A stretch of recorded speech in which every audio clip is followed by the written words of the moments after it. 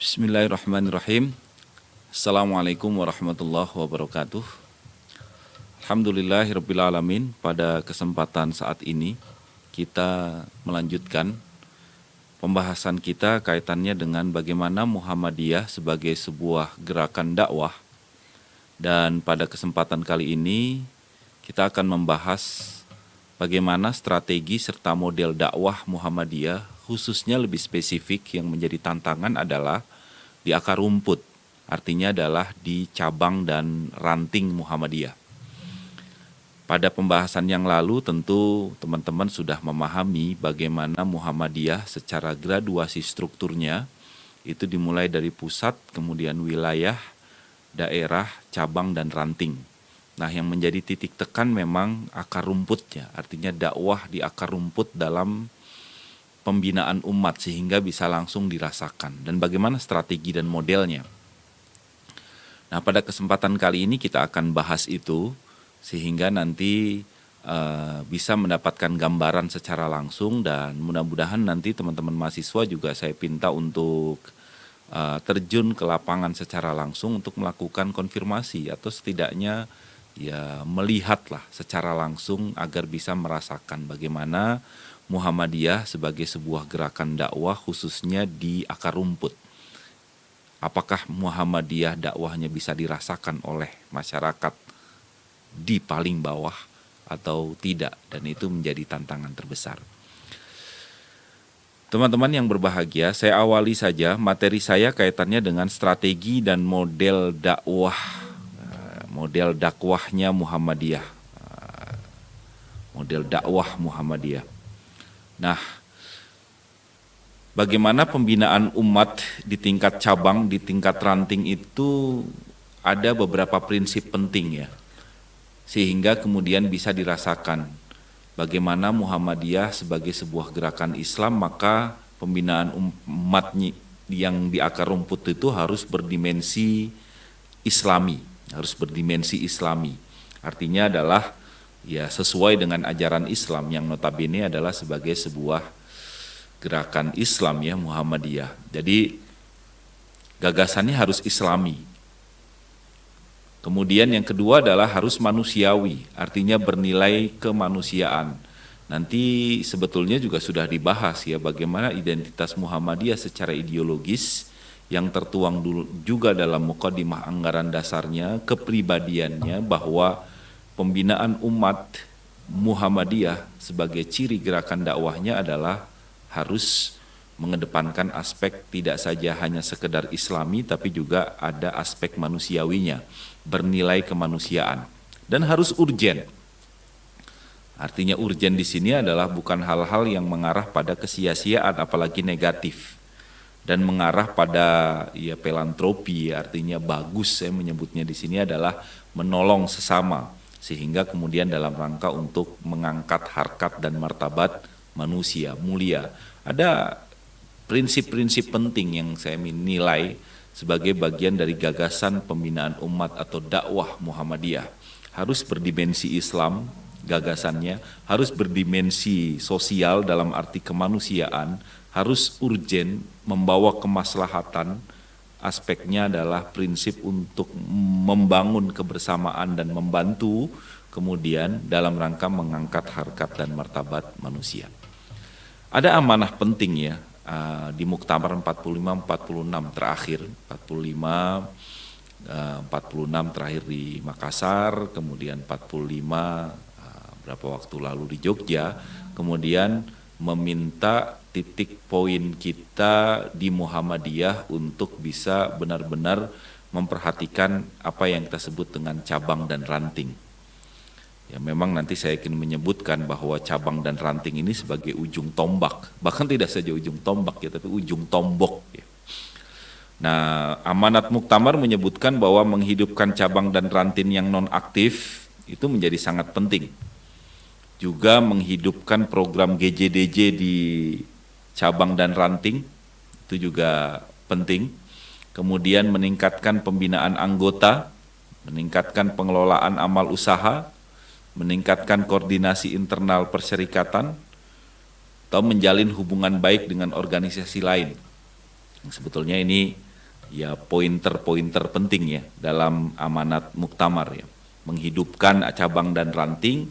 Kita punya dokumen juga terkait dengan GJDJ, nanti pada kesempatan yang lain perlu juga nanti kita akan bahas gerakan jamaah, dakwah jamaah di cabang dan ranting, kemudian pembinaan anggota dan peningkatan pengelolaan amal usaha. Ya, amal usaha yang sudah besar-besar juga itu juga kemudian harus dilakukan proses pembinaan, bahkan sekarang di beberapa amal usaha itu sudah ada cabang khususnya, ranting khususnya gitu. Ada ranting Muhammadiyah Universitas Muhammadiyah Malang, ranting Muhammadiyah universitas tertentu dan lain sebagainya. Artinya ini amanatnya. Dan kalau kita melihat bagaimana cabang dan ranting ini menjadi ujung tombak, akar rumput itu menjadi ujung tombak. Bahkan tadi saya menyebut tidak saja ujung tombak ya, tapi ujung tombok. Kenapa demikian? Karena cabang dan ranting itu adalah yang secara khusus duta yang langsung ke masyarakat, bisa dirasakan oleh masyarakat. Ujung tombak yang hubungannya dengan organisasi lain yang ada di masyarakat yang pergesekannya sangat-sangat secara langsung ya. Agak mungkin juga agak sulit ya untuk mungkin kriteria dalam rangka untuk mempersatukan di tingkat cabang dan ranting itu pada tingkatan seperti pusat misalnya dengan lobi-lobi atau kemudian pertemuan-pertemuan seremonial tertentu. Tapi kalau di tingkat bawah itu luar biasa ya pergesekannya, maka mau tidak mau harus dilakukan proses pembinaan yang terbaik ya. Karena ini ujung tombaknya, dia duta di masyarakat, duta kaitannya dengan hubungan dengan organisasi lain, bahkan kemudian juga ujung tombak dalam rangka untuk membela kepentingan umat yang memang dirasakan. Kalau kita merujuk saat ini, misalnya kondisi saat ini itu sejak 10 tahun terakhir terasa ya, aktivisme akar rumput Muhammadiyah itu sedikit melemah. Nah, ini menjadi tantangan dan autokritik di Muhammadiyah, dan saya sampaikan juga kepada teman-teman nanti juga untuk bisa mengkonfirmasi, karena nanti saya pinta juga untuk konfirmasi di lapangan, sedikit melemah. Ya, sebenarnya sudah sejak tahun 1970-an ya, namun waktu ini belum ada, waktu itu memang belum ada saingan yang luar biasa ya dari bagaimana gerakan-gerakan organisasi atau faham-faham yang ada dari luar yang bisa jadi itu juga tidak saja kemudian kaitannya saingan di sini adalah untuk kebaikan ya, tapi kemudian bisa jadi juga saingan di sini dalam rangka organisasi-organisasi atau faham-faham yang datang dari luar yang merusak ya militansi dan faham yang kaitannya dengan nilai-nilai keislaman dan nilai-nilai kemanusiaan tadi. Nah, era reformasi lah kemudian yang memunculkan ide-ide yang karena memang begitu derasnya muncul organisasi-organisasi Islam baru yang begitu kreatif, efektif, maka kemudian ya Muhammadiyah sebagai sebuah organisasi ya terkesan tertinggal ya di akar rumput ya, atau terkesan digerogoti. Apakah kemudian pengajian jamaah pengajiannya, atau kemudian bisa jadi juga anggota-anggota ranting dan cabangnya dan lain sebagainya, atau mungkin juga donatur-donatur di akar rumputnya, ini juga kemudian ya kurang bersaing. Maka mau tidak mau kemudian dalam amanah muktamar di 4546 terakhir harus adanya upaya geliat kembali kaitannya dengan pembinaan dan pengembangan di akar rumput khususnya di cabang dan ranting. Maka di Muktamar 45 diputuskan ya adanya satu lembaga khusus, ya lembaga sebagaimana kita ketahui adalah unsur pembantu pimpinan ya, yang kemudian menangani secara langsung pengembangan cabang dan ranting atau sering kita kenal dengan LPCR, Lembaga Pengembangan Cabang dan Ranting, yang kemudian secara khusus minimal ada di tingkat daerah atau wilayah bahkan pusat dalam rangka untuk pengelolaan pengembangan cabang dan ranting, sehingga kemudian bisa lebih kreatif, efektif, punya daya saing, sehingga kemudian Muhammadiyah sebagai sebuah organisasi ya tidak tertinggal atau bahkan tidak digerogoti oleh organisasi-organisasi lain yang banyak bermunculan di era saat-saat ini atau belakangan ini.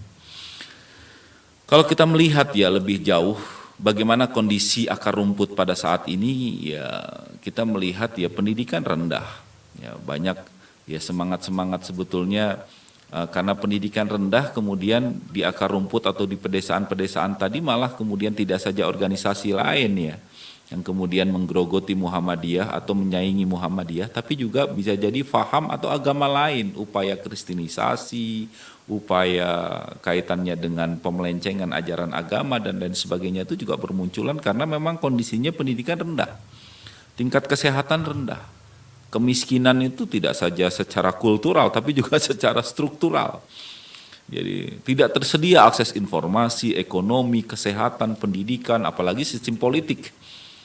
Ya, jadi tidak dirasakan, ini yang dirasakan. Maka kondisi cabang, kondisi ranting ini perlu digeliatkan ya, dalam amanah Muktamar 45 itu. Dan kemudian dirumuskannya ada LPCR tadi. Nah, ini peran dakwah ke depan Muhammadiyah.